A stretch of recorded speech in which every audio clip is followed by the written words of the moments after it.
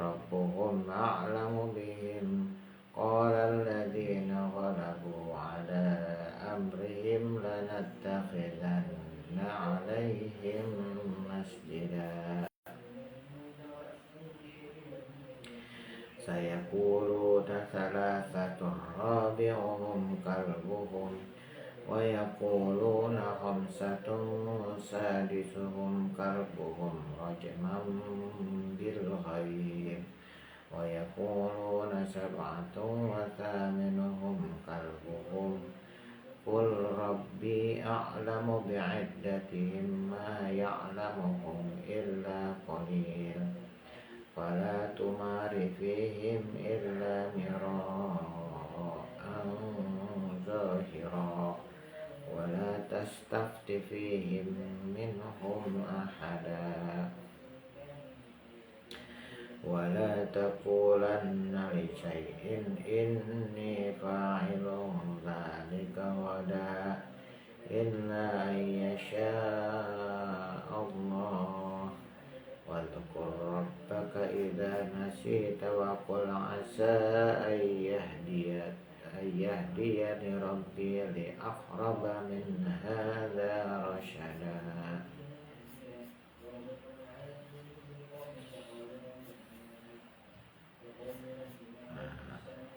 Satu ayat lagi.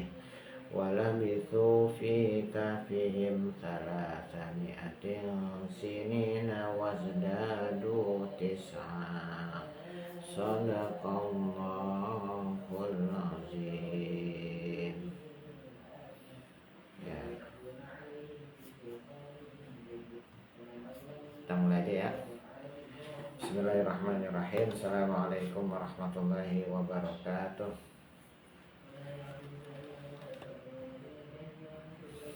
Alhamdulillahirabbil alamin wa bihi nasta'in ala umuri dunya waddin.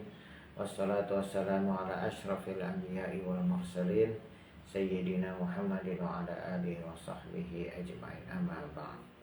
Bersyukur kita kepada Allah dengan ucapan hamdalah alhamdulillahirabbil alamin, karena pagi hari ini Allah masih memberikan kesempatan kepada kita semua untuk bisa bangun dari tidur kita dalam keadaan sehat walafiat. Salawat serta salam tidak lupa pula kita haturkan kepada junjungan kita Nabi besar Muhammad sallallahu alaihi wasallam. Allahumma shalli wa sallim wa barik alaihi. Teman-teman pemuda rahimakumullah, pagi hari ini saya membawakan tema menjadi pemuda di atas rata-rata.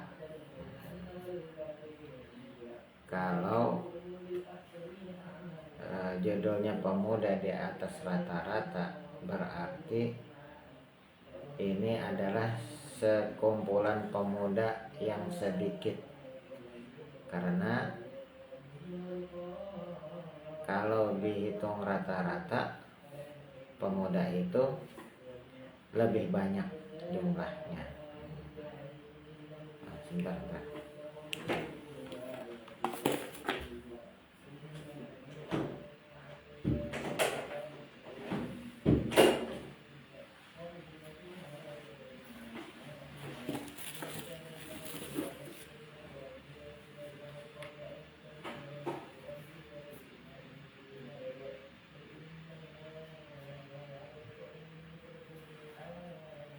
Ya, jadi pemuda di atas rata-rata ya pemuda yang jumlahnya sedikit.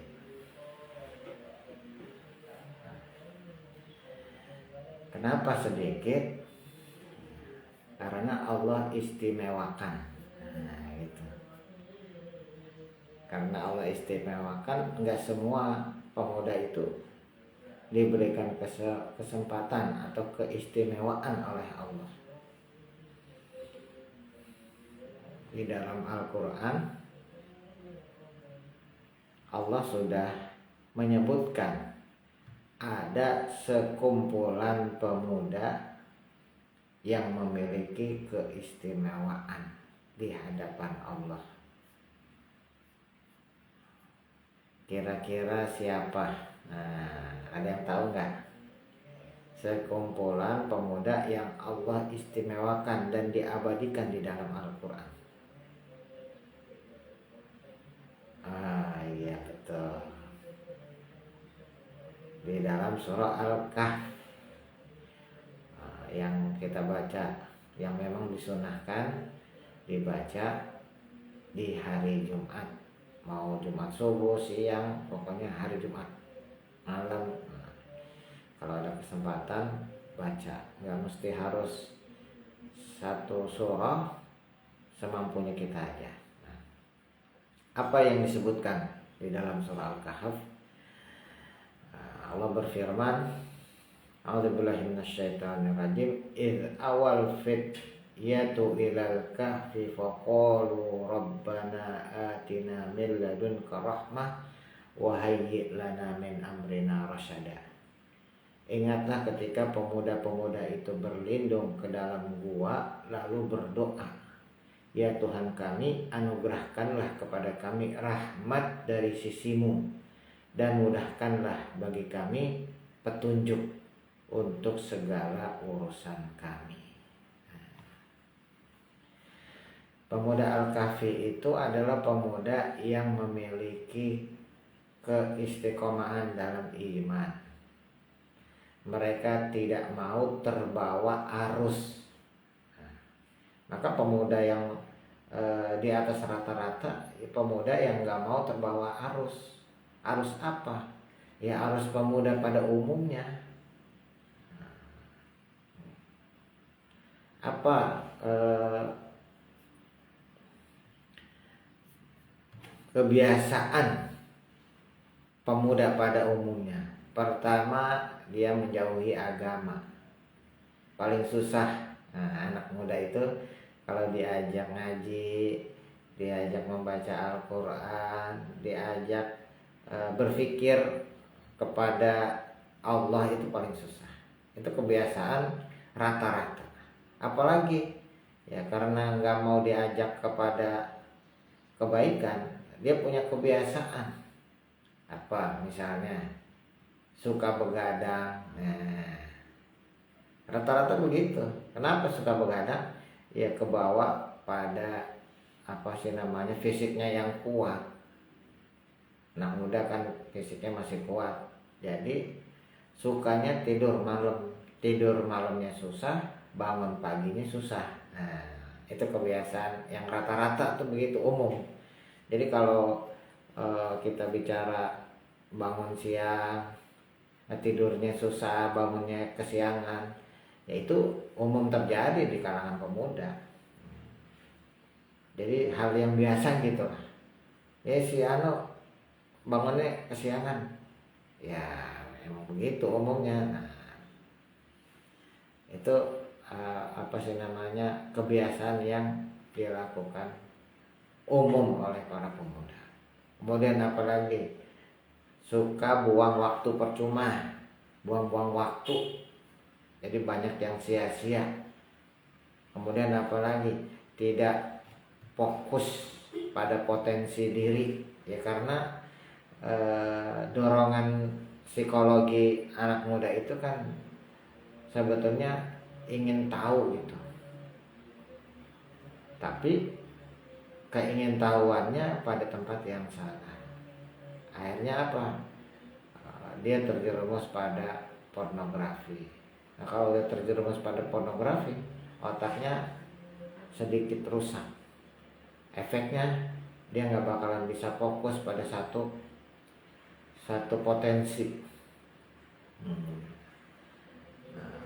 Nah, itu kebiasaan umum anak-anak muda. Terus karakternya apa? Kalau kebiasaannya tadi, karakter umumnya apa? Males. Nah, otomatis. Kenapa? Ya mager, nggak mau diajak berpikir, nggak mau diajak maju,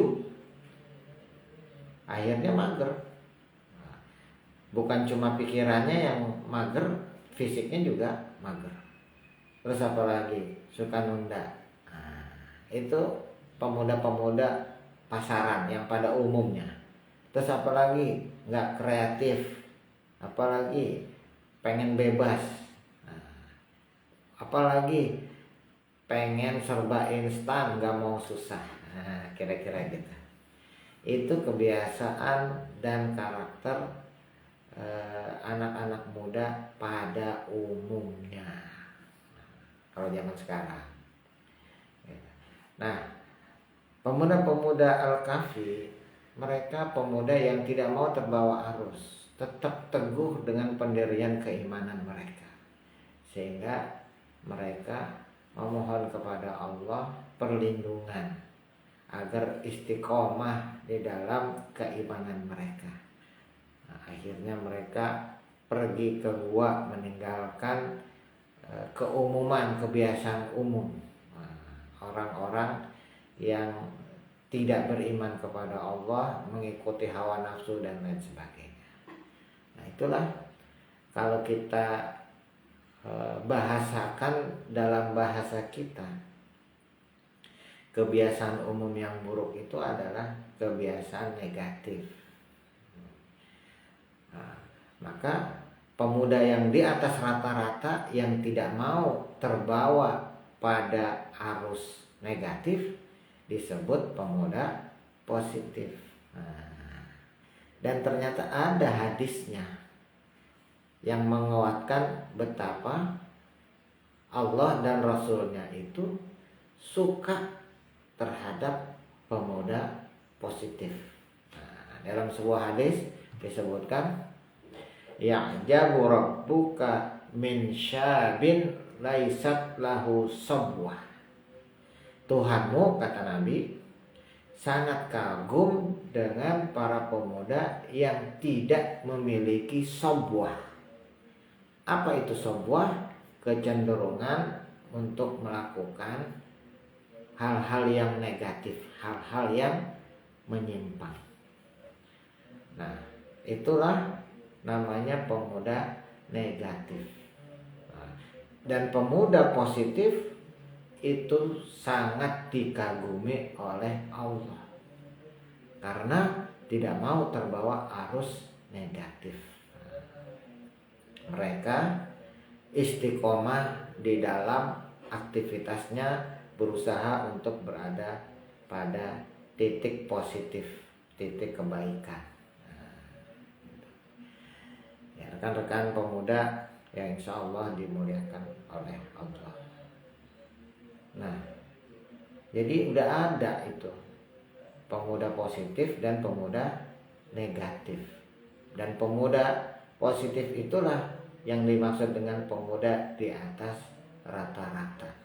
Dan Allah sangat kagum terhadap mereka yang istiqomah berada, walaupun jumlahnya sedikit, tapi istiqomah, kemudian dia tetap berada pada komitmen untuk menjadi pemuda yang selalu positif. Rekan-rekan para pemuda positif yang insya Allah dimuliakan oleh Allah. Nah, bagaimana caranya kita bisa tetap untuk berada pada posisi menjadi pemuda yang dikagumi oleh Allah, pemuda positif? Pertama yang harus kita lakukan, kalau tadi kebiasaan pemuda negatif udah saya sebutkan, jauh dari agama, malas, suka begadang, buang waktu percuma, tidak bisa fokus terhadap potensi dirinya, pengen cepet sukses tapi dengan cara yang instan. Nah, bagaimana cara mengawalinya? Pertama, mulailah dari kesadaran diri. Karena pintu keberhasilan itu dimulai dari kesadaran. Pintu kesuksesan itu dimulai dari kesadaran. Pintu keberhasilan itu dimulai dari kesadaran. Kalau belum pada titik kesadaran, maka tidak akan pernah memulai suatu perbaikan. Yang paling penting itu sadar dulu gitu. Bagaimana saya ini termasuk yang positif apa yang negatif ya. Ada rasa ingin tahu itu sesuatu. Tapi kalau nggak ada rasa ingin, nggak ada kesadaran, nggak ada upaya untuk merubah, ya pasti akan nyaman dengan keadaan.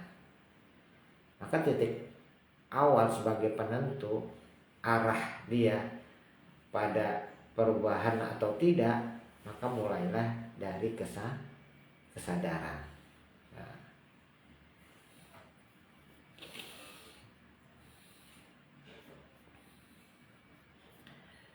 kesadaran ini itu murni otoritas manusia. Tidak ada sangkut pautnya dengan otoritas Allah. Sehingga apa? Kesadaran ini yang menentukan adalah diri sendiri. Jadi murni diri sendiri. Kalau dia punya kesadaran, maka pilihan diri sendiri untuk mau memulai proses perubahan. Tapi kalau tidak ada kesadaran itu, maka sampai tua pun kesadaran itu tidak akan muncul secara otomatis. Innallaha la yughayyiru ma biqaumin hatta yughayyiru ma bi anfusihim. Allah tidak akan pernah merubah nasib sebuah kaum kecuali kaum itu sendiri yang akan merubahnya. Jadi kesadaran. Nah, maka ketika kesadaran itu ada, apa yang harus kita lakukan? Mendesain ulang cita-cita kita, arah hidup kita. Kesadaran itu sudah ada, maka langkah kedua, desain ulang kehidupan kita. Kita ini mau kemana? Bangun kesadaran diri bahwa hidup ini ada tujuannya. Nah, kecenderungan anak muda itu karena rasa ingin tahunya yang besar, ya. Sebetulnya jika diletakkan pada rasa ingin tahu yang benar, dia akan mudah mendapatkan hidayah karena begitu besarnya rasa ingin tahu. Tapi begitu terjerumus pada rasa ingin tahu yang salah, akhirnya dia akan mencari tahu rasa ingin tahu itu dia pergunakan pada hal-hal yang negatif.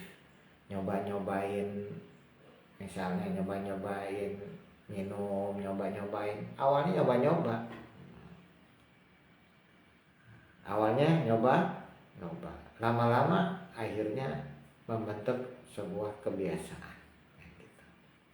Maka berbahaya ketika rasa ingin tahu itu dibiarkan begitu saja. Harus ditempatkan pada titik yang benar. Maka bawa itu pada pergaulan yang benar. Maka rasa ingin tahu kita nanti dibentuk oleh lingkungan. Ketika salah pilih lingkungan, ya otomatis rasa ingin tahu kita itu terjawab dengan, kalau lingkungannya negatif, ya terjawab dengan lingkungan negatif. Akhirnya apa? Terbawa arus negatif. Jadi langkah yang kedua, desain ulang. Kita hidup untuk apa? Sadari kita ini sudah masuk pada usia dewasa. Sadari kita ini punya orang tua. Sadari apalagi kita ini laki-laki akan menjadi pemimpin. Ar-rijalu qawwamuna 'alan nisa. Suatu saat kita akan punya keluarga. Kesadaran itu harus dipanggil, dikondisikan, tata ulang. Kemudian apa yang harus kita lakukan?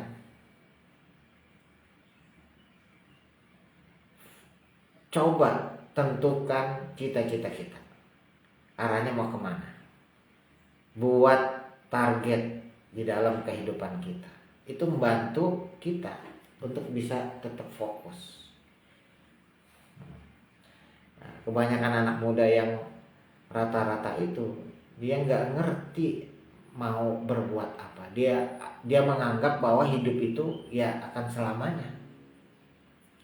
Sehingga ya aktivitasnya, rutinitasnya ya seperti itu, nggak ada perubahan.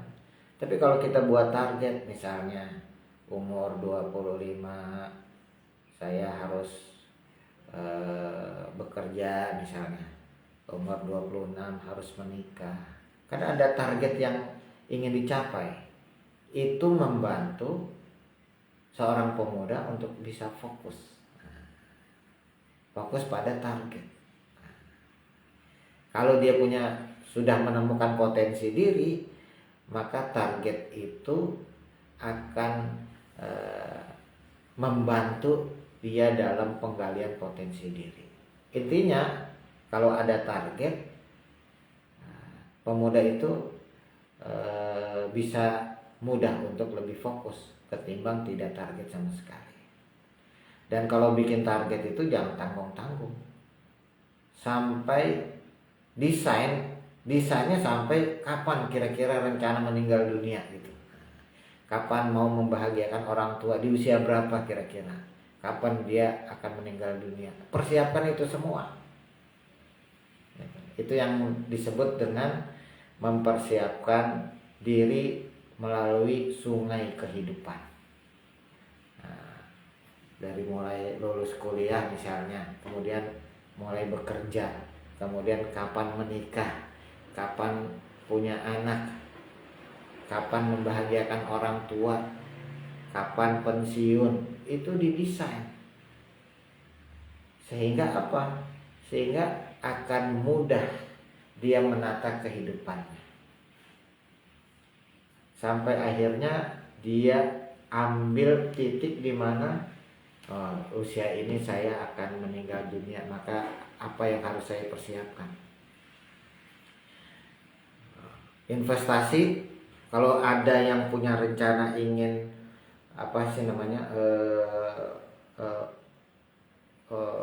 usaha yang berkembang, maka di usia ini ketika fisik saya sudah lemah, ini bagaimana investasi saya bisa sukses di sini gitu.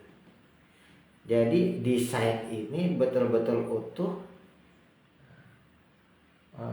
mengarahkan kita kepada sampai akhir kehidupan. Ini penting sebagai sebuah pembelajaran. Tujuannya apa? Agar kita bisa lebih fokus. Kan banyak yang anak muda itu yang dia nggak ngerti mau kemana, ya ikut arus aja gitu. Begitu ikut arus aja, ya itulah akhirnya dia nggak punya prinsip, hidup apa adanya, tergantung nasib. Nah, pemuda di atas rata-rata nggak seperti itu, dia sudah mendesain sehingga dia punya acuan untuk hidup ini mau seperti apa. Nah, kemudian apa yang ketiga? Segera bangkit jika ada di antara kita pemuda yang pernah punya pengalaman pahit dalam kegagalan, jangan menyerah, bangkit saat ini juga. Perbaiki diri, berdamai dengan diri. Kadang-kadang karena merasa gagal, akhirnya kita menyesali keadaan ini, bukan menambah semangat kita untuk memperbaiki diri, maka hanyut pada penghakiman diri. Coba saya dulu begini, coba saya dulu begitu. Nah, Itu yang menyebabkan mental pemuda itu menjadi down. Maka jika kita pernah mengalami kegagalan, maafkan diri kita sendiri. Jangan hakimi diri sendiri. Yakini bahwa diri kita ini punya potensi. Maka fokuslah pada potensi. Kalau belum ketemu, pelan-pelan cari. Caranya bagaimana? Caranya sensitif terhadap apa yang disukai. Juga bisa membantu agar kita ini bisa tetap fokus. Kalau teman-teman merasa, wah ini kemana sih nih, nggak ada yang benar nih. Mulainya dari mana? Temukan apa yang kita senang. Nah, begitu ketemu, coba fokuskan diri pada apa yang kita senang. Biasanya kalau yang kita senang itu kan nggak bosan. Nah, bisa jadi disitulah letak potensi kita. Maka harus sensitif apa yang kita senang nih. Sampai saat ini teman-teman saya udah melakukan ini, teman saya sudah melakukan itu, sudah mulai mendesain kehidupan. Saya kok nggak pernah tahu nih potensi saya apa.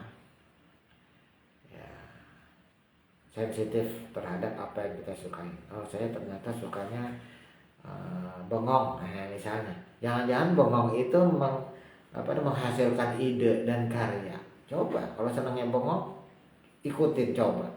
Karena kalau dalam Stephen itu ada kecerdasan intuiting. Nah, orang yang memiliki kecerdasan intuisi atau intuiting, dia memiliki kesempatan untuk mengembangkan intuisinya, jadi filosof, jadi penulis buku, jadi apa? Banyak potensi yang dihasilkan, banyak ide-ide yang dihasilkan dari potensi berpikir. Makanya jangan lengah dengan apa yang kita suka. Bisa jadi itu adalah potensi bagi teman-teman yang belum mendapatkan apa nih potensi diri kita.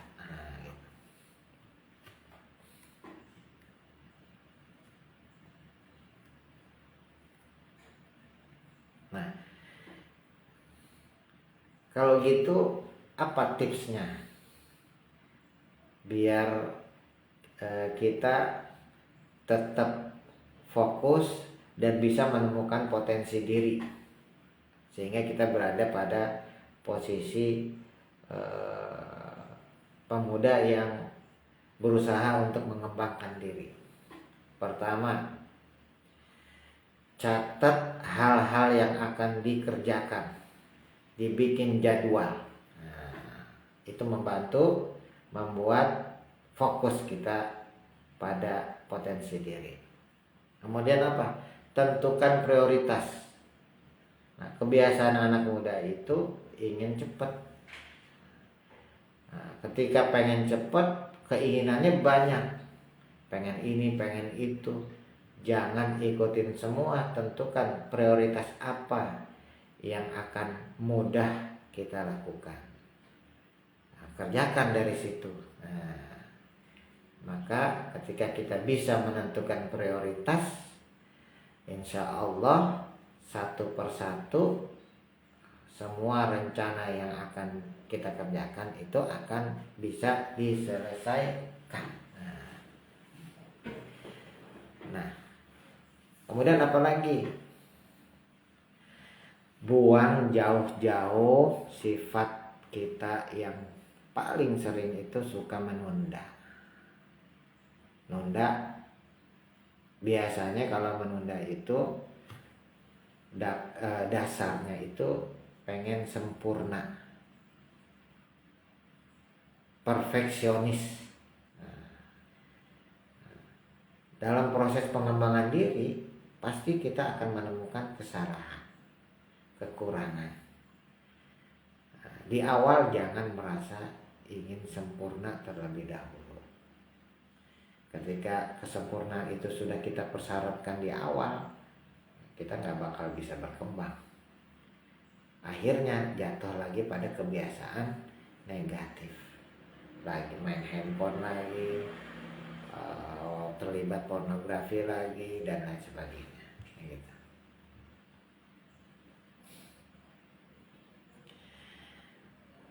Nah, teman-teman para pemuda positif yang insya Allah dimuliakan oleh Allah, kemudian apalagi yang kira-kira membantu proses kita untuk tetap fokus, terutama di dalam mengatur waktu kita yang terbatas ini. Pilih lingkungan. Nah, jangan lupa juga pilih lingkungan, membentuk habitat baru, cari lingkungan yang baik, ciptakan habitat lingkungan yang baik juga, karena seseorang itu agama seseorang itu ditentukan oleh temannya. Ketika temannya baik, lingkungan baik, maka dia akan membentuk dia. Ketika temannya buruk, lingkungannya buruk, maka dia juga akan membentuknya. Nah, dalam proses kita untuk membangun kesadaran diri, merubah dari negatif menjadi positif, lingkungan adalah penentu keistiqomahan maupun keberhasilan kita di masa depan. Maka cari lingkungan yang terbaik agar kita bisa tetap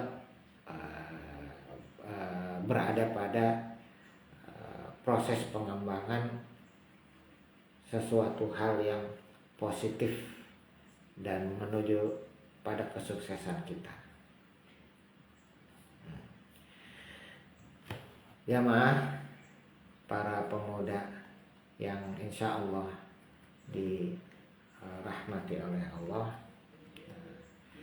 maka jika kita mampu berfokus diri pada potensi yang ada, kemudian kita mampu memanage waktu dengan sebaik-baiknya, karena kita bisa menghindari dari hal-hal yang sia-sia, insya Allah jika itu dijalankan secara istiqomah, Allah akan jadikan kita orang-orang yang memiliki peluang untuk menjadi pemuda yang berkembang di dalam proses perkembangan kita. Nah, terakhir saya ambil contoh betapa merubah paradigma itu penting, kemudian komitmen itu penting, dan proses menuju sukses itu penting dengan memanage waktu kita sebaik-baiknya. Adalah gambaran pertama, kita ambil contoh sahabat-sahabat Nabi yang kalau dalam saat ini kita merasa yang sukses itu adalah orang-orang yang sudah di atas 40 tahun. Sahabat-sahabat Nabi dengan kondisi yang mereka tetap berada pada jalur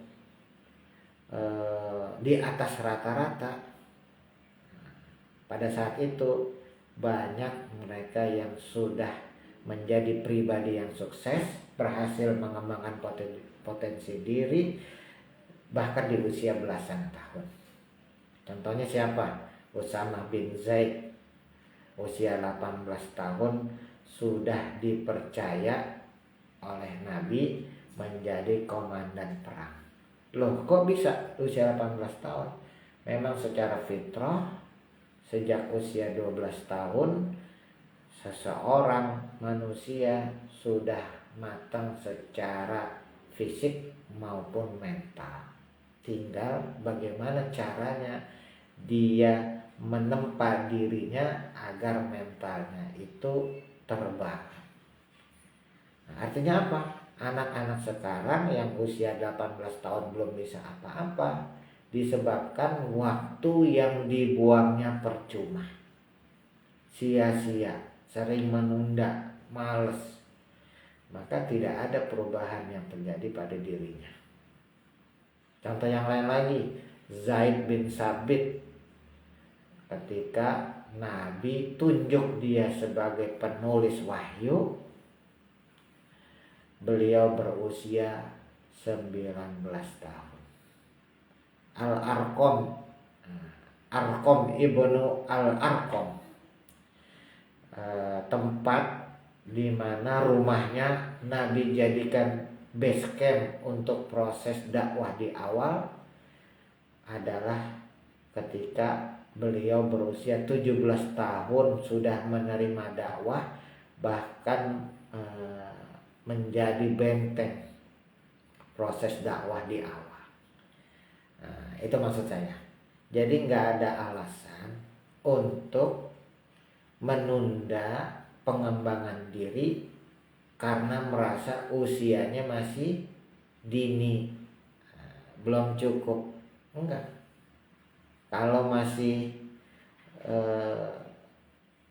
kurang dengan kisah-kisah para sahabat, pahlawan-pahlawan kita, pahlawan kemerdekaan, para pejuang kita pun mereka berhasil mengembangkan potensi diri dan sukses pada bidangnya di usia muda. Pasti nggak pernah dengar kan? Siapa? Jenderal Sudirman. Jenderal Sudirman diangkat menjadi panglima perang pada usia 29 tahun. Teman-teman kenal nggak Pak Nasir, mantan Perdana Menteri RI yang pertama yang mendirikan Dewan Dakwah Islamnya, mendirikan pendidikan Islam di usia 24 tahun. Teman-teman paham Agus Salim yang jenggotnya putih. Nah, dia diutus sebagai konsul di Jeddah, perwakilan Indonesia, ketika umurnya 20 tahun. Bahkan yang teman-teman tahu juga insya Allah nih, pendiri Gontor Kiai Haji Imam Zarkasi, mereka Imam Zarkasi itu mendirikan pesantren Gontor di usia 16 tahun. Kenapa bisa begitu berbeda keadaan orang-orang dulu dengan orang-orang sekarang? 16 tahun kita jadi apa sekarang? 20 tahun kita masih begini-begini aja. 25 tahun masih begitu-begitu aja. Sedangkan orang-orang dulu mereka berprestasi dari mulai belasan tahun. Jawabannya cuma satu, karena mereka fokus pada pengembangan diri dan tidak pernah terbawa arus negatif. Padahal kecenderungan pemuda yang banyak ingin tahu itu ya mudah terjerumus pada hal-hal yang negatif.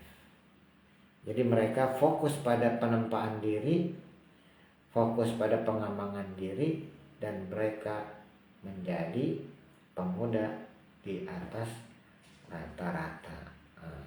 Kita juga bisa, nggak ada alasan kita untuk menjadi pemuda di atas rata-rata, nggak ada alasan juga untuk kita merasa gagal dengan apa yang sudah kita lakukan. Selama ada kesadaran diri untuk memulai kembali, yang penting jangan pernah menyalahkan diri, insya Allah pada masanya kita akan menjadi pemuda-pemuda pilihan yang bisa bukan saja merubah diri kita, tapi juga kita membawa perubahan bagi lingkungan dan masyarakat. Nah, saya kira kajian pada pagi hari ini hanya sampai di sini aja. Ya, mudah-mudahan menambah semangat kita untuk bagaimana kita ini bisa fokus dalam pengembangan diri. Mulai dari kesadaran, mendesain, kemudian fokus pada potensi kita masing-masing. Ya, saya kira itu ya. Ada mau didiskusikan, ada pertanyaan?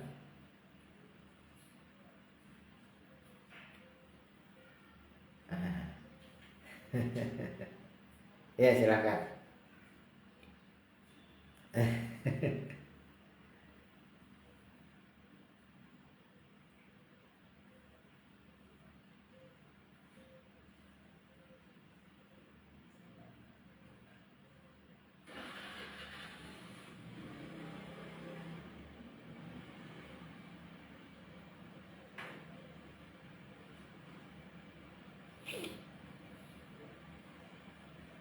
Betul. Iya.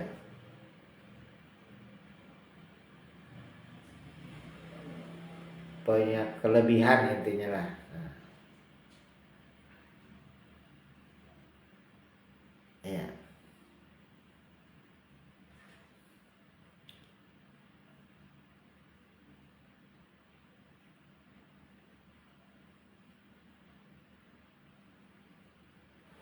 Ya.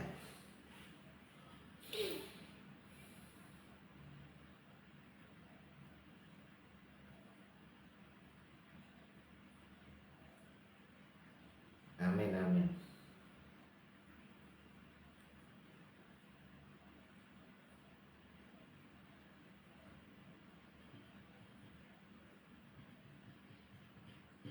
Santrennya.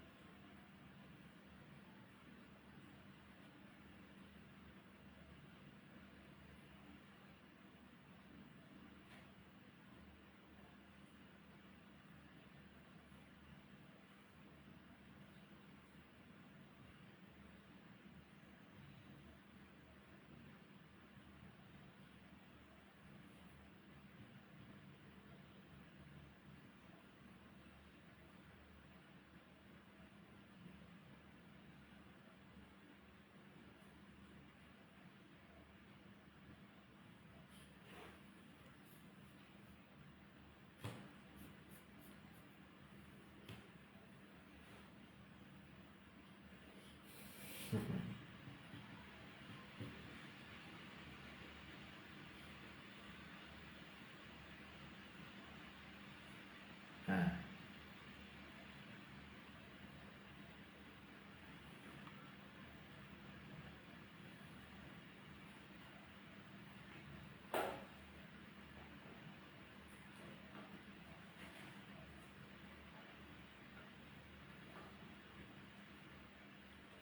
Ya.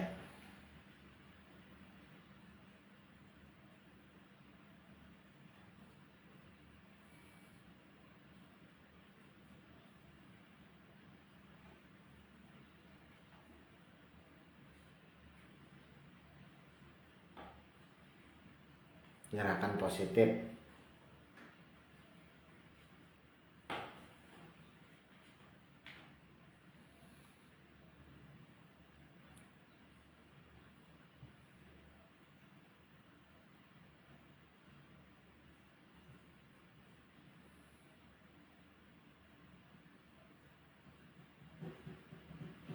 Oh ya.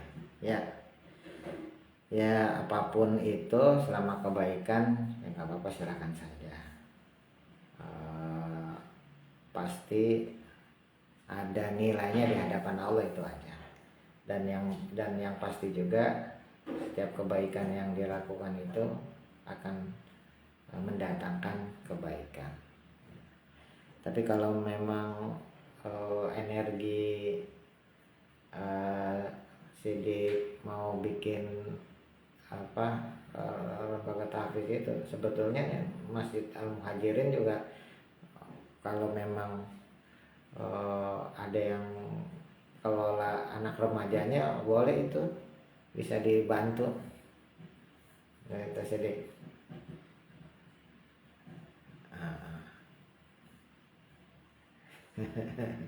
Iya, iya, ya nggak apa-apa. Ada lagi nggak kira-kira? Kenapa? Oh iya, oh iya betul. Ada kontrakannya gitu.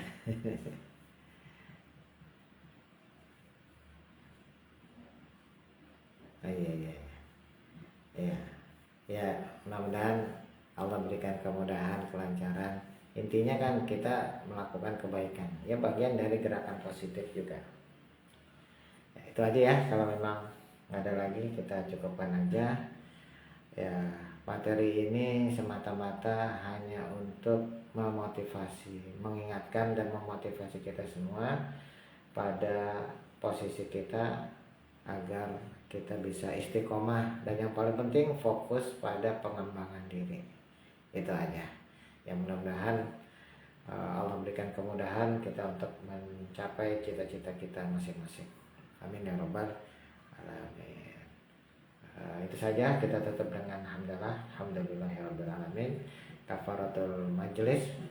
Subhanakallahumma wa bihamdika asyhadu an la ilaha illa anta astaghfiruka wa atubu ilaik. Dari saya sekian. Assalamualaikum warahmatullahi wabarakatuh.